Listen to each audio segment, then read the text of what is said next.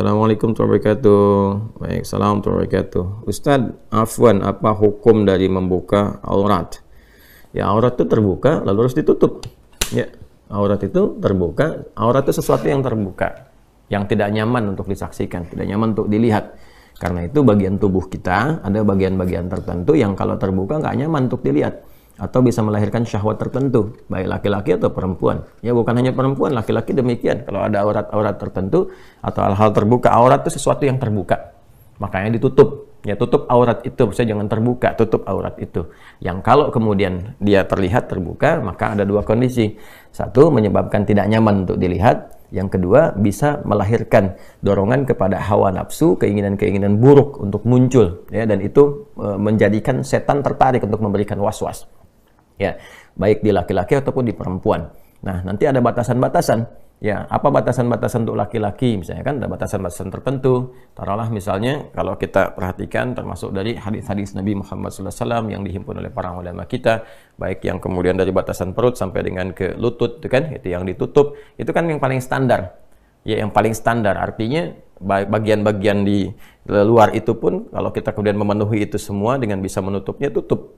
Ya, tapi ada bagian-bagian yang tidak perlu ditutup untuk membedakan dengan perempuan.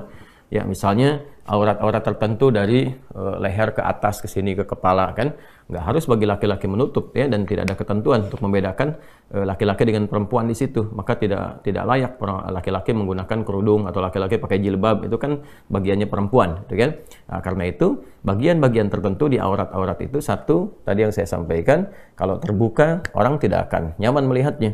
Ya, makanya kan laki-laki juga kalau pakai celana misalnya kan, coba ada laki-laki pakai celana di atas lutut misalnya kan, dari paha agak naik ke atas, celana minim itu kan, atau ada orang menyebut sekarang celana monyet gitu kan, padahal monyet juga nggak pakai celana itu gitu ya.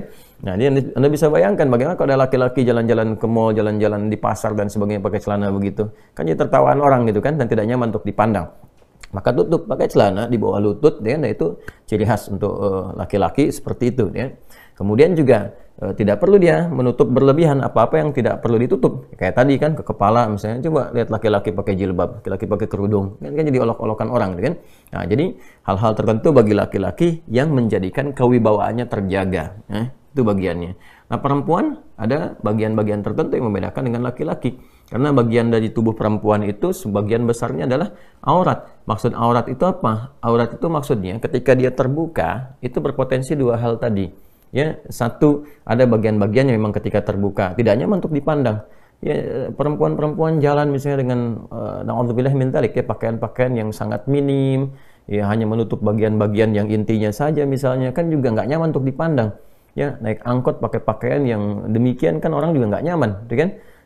Kemudian juga bagian-bagian tertentu yang memang secara umumnya bisa melahirkan syahwat. Ya, karena itu kemudian dijagalah perempuan tuh untuk menjaga kehormatannya. Jadi saking sayangnya Allah Subhanahu wa taala menurunkan ayat jilbab misalnya, asa yu'rafna fala yu'dain, supaya dia itu dikenali identitasnya sebagai perempuan yang terhormat, terjaga supaya tidak banyak diganggu. Ya, maka ditutup kemudian bagian dari atasnya sampai bagian dari ke bawahnya. Itu justru untuk melindungi perempuan ya. Saking sayangnya Allah, ya saya ingin melindungi hamba-hambaku yang perempuan, dijaga kehormatannya ya, supaya dia tidak mudah untuk disentuh, baik sentuhan langsung atau tidak langsung. Orang kan sentuhan langsung ya bisa dengan sentuhan-sentuhan bagian tubuh, tidak langsung tuh dengan perasaan-perasaan tertentu yang secara tidak terhormat itu bisa terjadi gitu. Makanya dengan demikian diberikan kemudian oleh Allah Subhanahu wa taala lewat ketentuan syariat berpakaian yang terhormat bagi seorang muslimah. Ya, jadi kalau dalam persepsi manusia pakaian terhormat itu bisa beda-beda. Di tempat A sudah terhormat, tempat B belum tentu terhormat. Ya, itu kan budaya. Tapi dalam Islam Allah memberikan satu gambaran, satu spesifikasi. Ini loh yang ketentuan Allah mengatakan terhormat di hadapan Allah Subhanahu wa taala. Karena Allah Maha tahu bagaimana seseorang itu bisa menghormati orang lain. Ya, dengan pakaian apa seorang perempuan dipandang terhormat oleh perempuan yang lainnya atau juga oleh laki-laki yang berinteraksi dengan dia.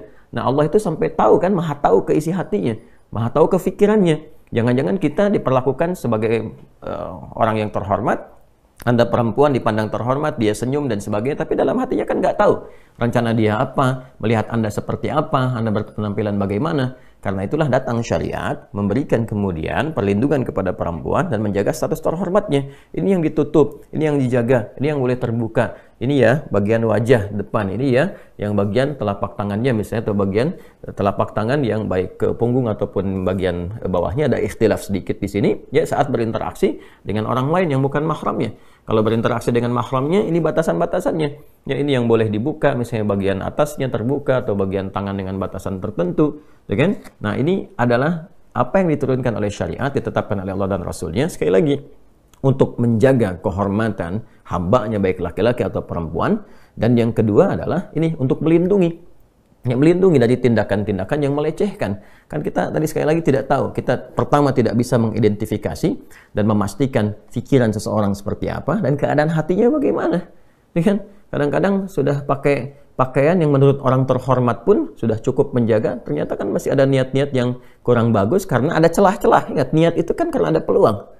Ya, jadi jangan Anda simpulkan, ada orang-orang mengatakan, wah tetap aja kalau kita pakai pakaian syar'i ini pun kalau ada niat jahat tetap dilakukan. Niat jahat itu terjadi karena ada peluang. Jadi berpikirnya yang benar, yang sehat, yang rasional.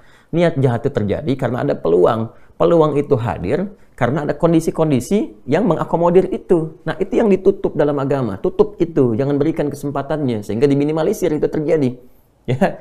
Nah, itu yang dimaksudkan dalam ketentuan syariat.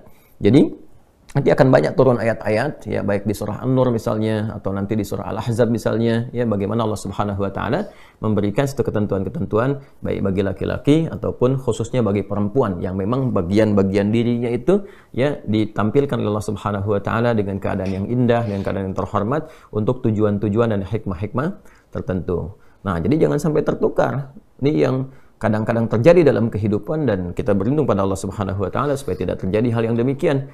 Nah, kadang-kadang ditemukan misalnya perempuan-perempuan yang bahkan laki-laki pun tidak melakukan itu.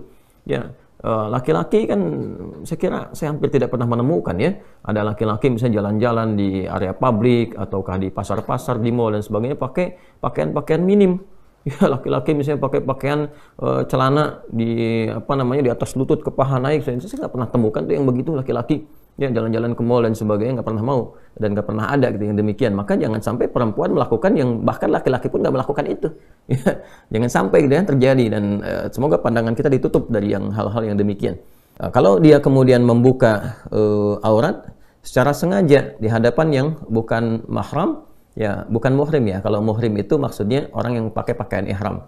Ya, kalau mahram itu hubungan kekerabatan tertentu yang dengan itu dibolehkan hal-hal yang tadinya terlarang. Ya, batasan-batasannya yang tadinya terbatas maka dibolehkan untuk berinteraksi di dalamnya. Ada 3 jenis mahram yang paling pokok nanti ya. Nanti mahram bil wiladah yang dari satu kelahiran rahim yang sama. Misalnya adik dengan kakak kandung kan, dan seterusnya. Kemudian yang kedua ada yang disebut dengan mahram bil radha'ah. Ya, mahram karena satu ASI, satu ibu susuan. Ya, kemudian yang ketiga mahram bil musaharah, mahram karena ikatan pernikahan. Ya, suami istri, saya dengan istri saya menikah kan, kemudian jadi mahram untuk ke ibu bapaknya. Ya, saya mahramnya ke ibunya istri saya, ke bapaknya kan, kemudian istri saya juga mahram ke ibu saya, ke ayah saya. Itu kan nanti ada batasan-batasan tertentu yang tadinya misalnya nggak boleh saya pegang tangan ibu mertua saya sebelum saya menikah dengan istri saya, sekarang saya boleh pegang tangannya, saya cium tangannya, misalnya itu boleh itu dilakukan. Ya, nah, kemudian kalau di luar mahram tadi maka harus menjaga dengan batasan-batasan yang telah ditetapkan oleh syariat, jangan sampai terbuka.